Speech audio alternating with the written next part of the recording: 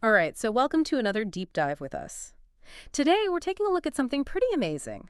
AI that can write code. And not just, like, simple stuff. Yeah, no, we're talking We're going beyond that. complex competition-level problems, the kind that would make even seasoned programmers sweat a little, you know? Wow. But here's the really wild part. It's pretty wild. This AI doesn't just write the code. It really doesn't. It plans, strategizes, and even debugs like a human programmer would. I mean, come on, that's... It's actually thinking about the problem, right? Yeah. Not just spitting out lines of code, but actually like, okay, how do I approach this? What's the best strategy?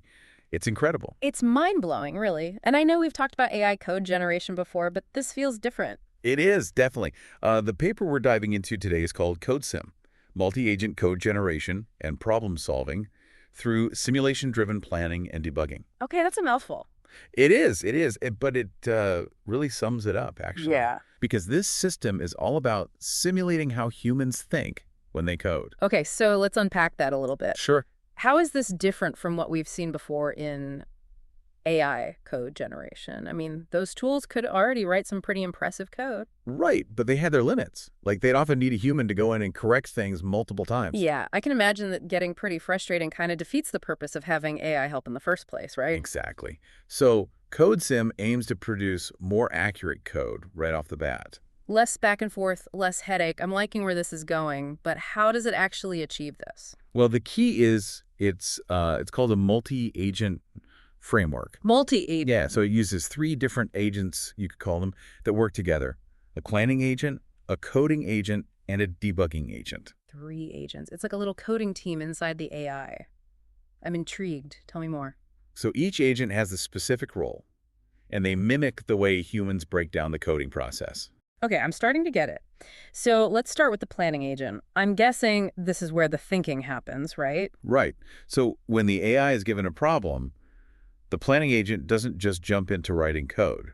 Ah, so it's not just a code monkey. It's actually thinking about the problem first. Exactly. It tries to find a similar problem that it's already seen and use that solution as a kind of starting point. Like drawing from its experience. That's pretty human-like, actually. We do that all the time, right? Exactly. And then, once it has this kind of inspiration, you could call it, the planning agent creates a step-by-step plan to tackle the new problem. So it's breaking the problem down into smaller, manageable chunks. Yeah, just like a human programmer would. But here's the really cool part. Yeah. CodeSim actually simulates the execution of that plan. Wait, so it's like running the code in its head before it even writes it? Yeah, kind of. It's like doing a mental walkthrough to see if the plan actually works. And if it finds any flaws, the planning agent revises the plan. So it's catching errors before they even happen. That's some serious foresight. It is, and it's crucial to CodeSim's efficiency. No more wasting time writing code that's not going to work. That's smart. So once the planning agent has a solid plan, what happens next? Well, that's when the coding agent steps in. Okay, so this is where the rubber meets the road, the actual writing of the code. Exactly. The coding agent takes the plan and translates it into actual code. It's the execution phase. Makes sense. Yeah, it's using its knowledge of the specific programming language needed and puts everything together. So it's like the coder who's really good at syntax and making sure everything is in the right place. Yeah, that's a good way to put it. But we all know even the best coders make mistakes, right? That's where the debugging agent comes in, I'm guessing. Exactly. Even with a great plan, bugs can still creep in. So how does this debugging agent work? Does it just randomly try to fix things? Nope. It's much more sophisticated than that. When an error pops up, the debugging agent simulates the code's execution, but focuses specifically on the inputs that cause the failure. Ah, so it's not just blindly trying to fix things. It's actually figuring out why the code broke in the first place. Exactly. It's like having a superpowered debugger in your brain. You know, it pinpoints the exact location of the issue. That's pretty impressive. So we have these 3 agents working in concert, like a well-oiled coding machine. But how does all of this actually play out in the real world? I mean, did they just test this on simple coding exercises? Oh, no, they didn't. They threw some seriously tough challenges at it. Like what? They used 7 different coding benchmarks. Benchmarks. Yeah, these are like standardized tests for AI. You know, they included things like human eval, MBPP, and APPS. Okay, I'm not familiar with those. Some of them are actually used in coding competitions, so we're talking complex algorithms, stuff that would make even experienced programmers scratch their heads. So Real-world challenging problems. Got it. And how did CODESIM do? Did it pass the test? Well, let's just say it aced it. Aced it. Come on, give me some details. What kind of results are we talking about here? Okay, hold on to your hat because this is impressive. Yeah.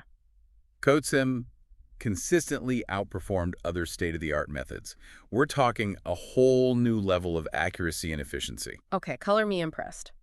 But before we dive into the nitty-gritty of those results, let's talk about those LLMs you mentioned earlier. What are those, and what role do they play in all of this? Oh yeah, the LLMs. They're essentially the brains behind each of these agents. Think of them like the language processing engines that power everything. So they're like the raw processing power, and the agents are the strategy and structure? Exactly. It's a powerful combination. Okay, I'm starting to see the full picture here.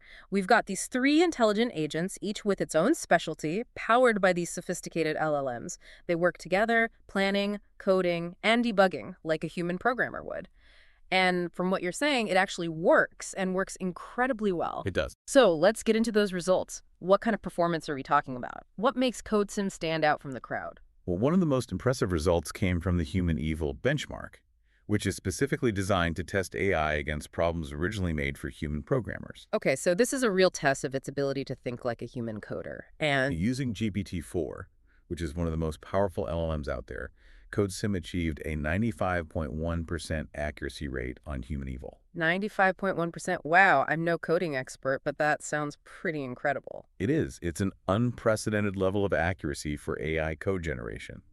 And remember, this was just one benchmark. It showed similar performance across the board, consistently outperforming other existing methods. So it's not just a one-trick pony. This seems like a real breakthrough in AI's ability to, understand and generate complex code. It really is. I'm starting to see why this research is making waves. But before we get too carried away celebrating, let's talk about limitations. Nothing is perfect, right? Of course not. So what are some of the challenges that CODESIM still faces? Well, one thing the researchers pointed out is that CODESIM relies heavily on having lots of sample inputs and outputs to learn from. The more examples it had, the better it performed. That makes sense. Just like a student studying for an exam, the more practice problems they do, the better they'll perform. Exactly. Another area for improvement is token consumption. Tokens are like the basic units of language that these LLMs process. Okay, so the more tokens an AI uses, the more computationally expensive it becomes. Right. So there's a balance between performance and efficiency. So it's like they've built a more fuel-efficient engine, but there's still room to make it even more eco-friendly, so to speak. That's a great analogy. Now, you mentioned earlier that CODESIM excelled in most areas, but there was one type of problem where it showed some limitations: dynamic programming. Ah, yes. So even this super smart AI has some weaknesses. It does. It does. Dynamic programming problems involve a specific kind of algorithm that's often used for optimization. Okay, and why is that so tricky for AI? Well, it involves breaking down a complex problem into smaller, overlapping subproblems, and then solving those in a way that builds up to the solution for the larger problem. So it's not just writing code, it's about understanding these underlying mathematical principles. Precisely.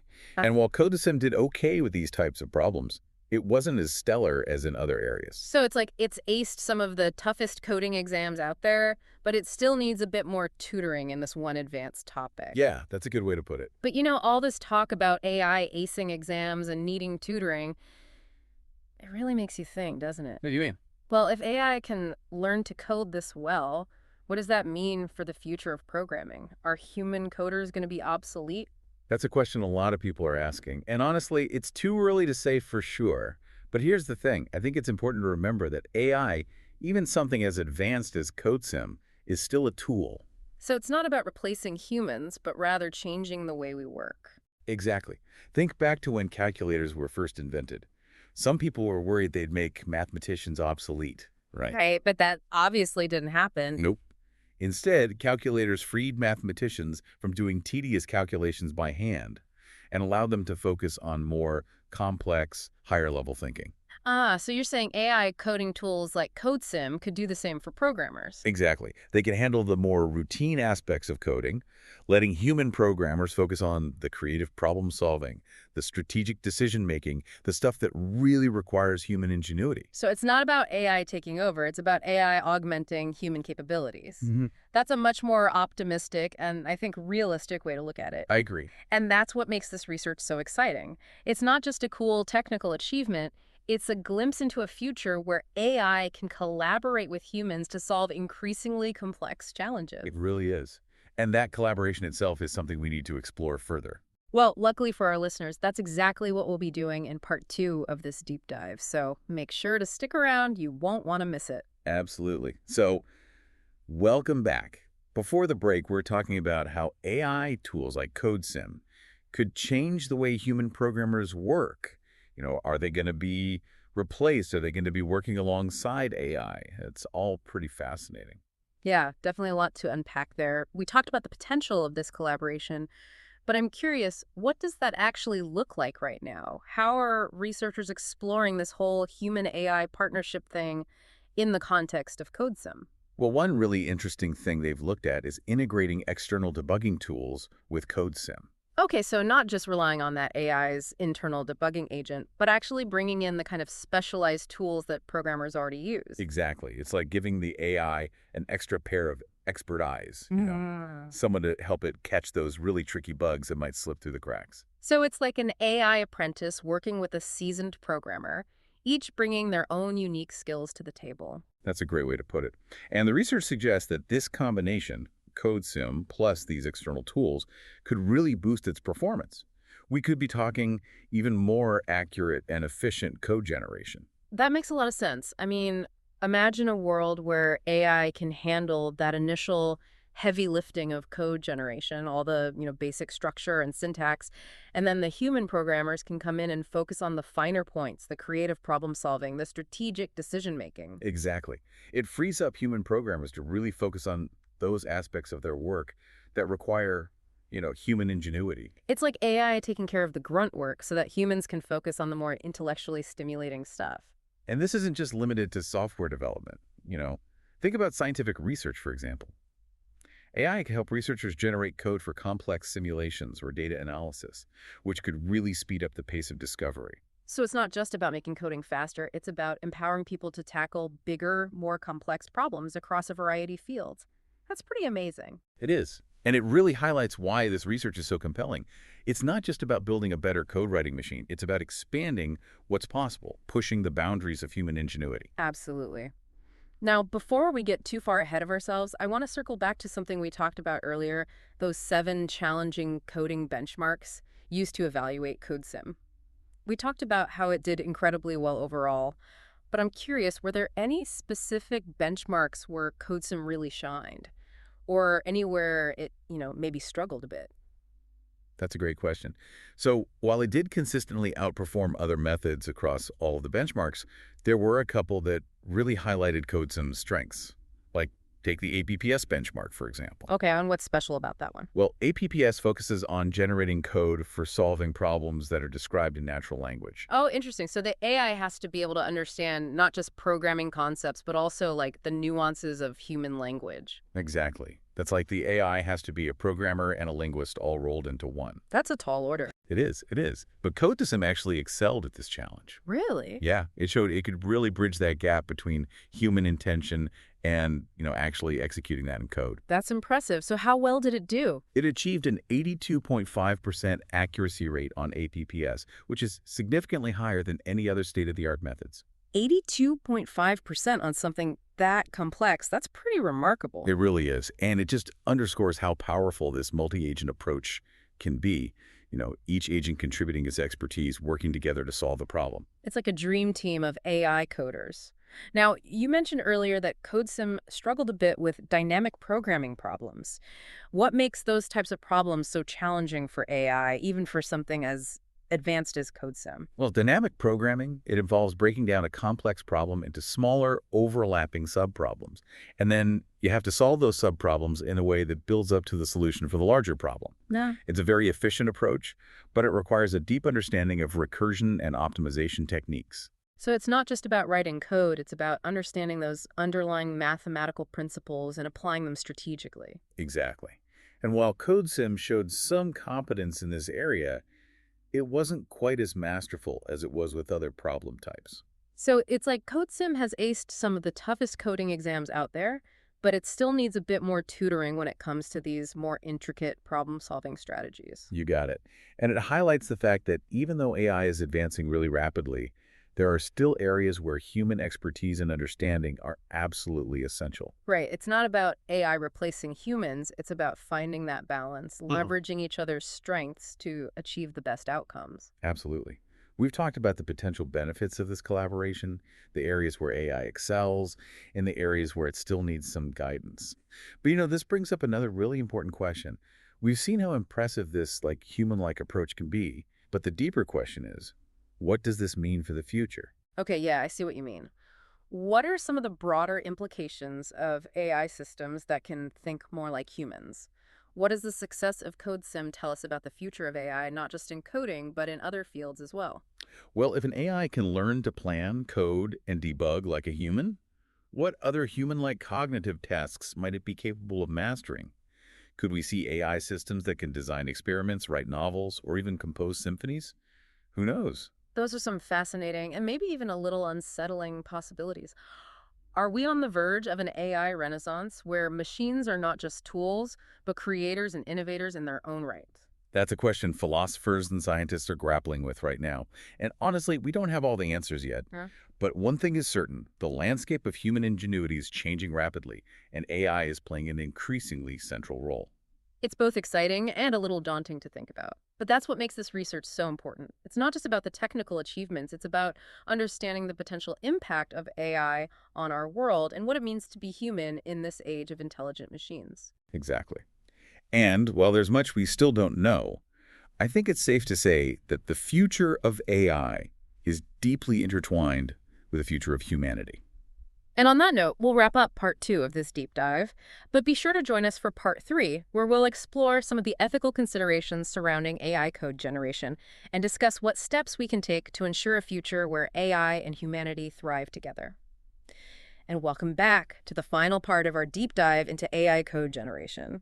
We've covered a lot of ground, haven't we? We have. We've gone from the inner workings of CodeSim Yeah. to its capability. Limitations, even. Yeah, limitations, absolutely. And we've talked about some of the broader implications, Yes. both, you know, Exciting and good, the bad, the other. challenging, yes. Right. We talked about AI augmenting human capabilities, this idea of AI being a powerful tool for programmers and researchers. But I think it's important to acknowledge that with any powerful tool, any tool really, comes a certain level of responsibility. Absolutely. I mean, as AI systems get more sophisticated and we see them getting more integrated into our lives, it's super important to consider the ethical implications. Yeah, for sure. And this is especially true with AI that can generate code, right? I mean, this is the foundation of our digital world we're talking about. So it's not just about the code itself, it's about how that code could be used, the potential consequences in the real world. Are there any specific concerns that researchers are really focused on when it comes to AI code generation? Yeah, there are a few. One of the big ones is bias. Bias, huh? Yeah. AI systems, they learn from the data they're trained on. Right. And if that data reflects existing societal biases, Ah, I see where you're going with this. well, the AI can actually end up perpetuating those biases in the code it generates. That's a scary thought. I mean, we've seen this happen with other types of AI, like biased algorithms leading to unfair or discriminatory outcomes. It's a big problem. Right. And it's a huge problem when we're talking about code. This stuff can control everything. Loan applications, medical diagnoses, you name it. The stakes are pretty high. Yeah. So how do we address this? Is it just a matter of, being more careful about the data used to train these AI systems? That's definitely a big part of it. Researchers are working on ways to identify and correct bias in those data sets. Okay, yeah. But it's also important to look at the design of the AI systems themselves, right? So building in safeguards, basically, like preventing biased outcomes, even if the data isn't perfect. Exactly. And there are a bunch of different approaches being explored, from using algorithms that are more transparent so humans can see how decisions are being made, to developing systems that can actually detect and slag potential bias in the code. That's good to hear. It sounds like there's a lot of work going on to try and tackle these ethical challenges. But I imagine there are other concerns beyond just bias, right? Oh, yeah, absolutely. Another big one is accountability. Accountability. Yeah, like when an AI generates code, who's responsible if that code malfunctions or, even worse, causes harm? That's a tough question. I mean, is it the developers who built the AI, the programmers using it, someone else entirely? It's not easy to answer. It's something we're going to need to figure out, maybe through legal frameworks, industry standards, who knows? Right. It's not just a technical challenge, it's a societal one too. We need to figure out how to integrate AI into our world in a way that's both beneficial and, responsible. Exactly. And this is where the conversation needs to go beyond just the tech experts. Yeah. We need to bring in ethicists, policymakers, the public. Everything needs to be involved to make sure AI is developed and used in a way that aligns with our values. Makes sense. AI is such a powerful force, and it's going to shape our future. I think we all know that.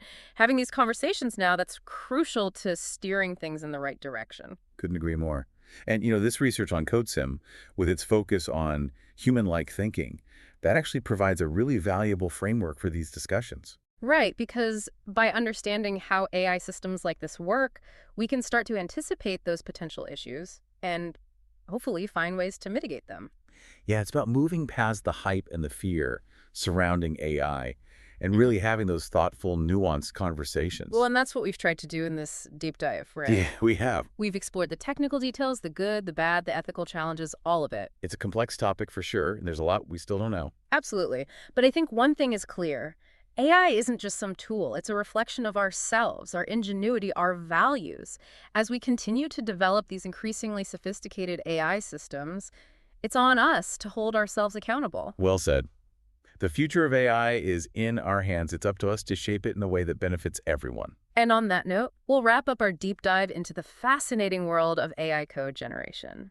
Thanks for joining us, and we hope you've learned something new, maybe even had your curiosity sparked.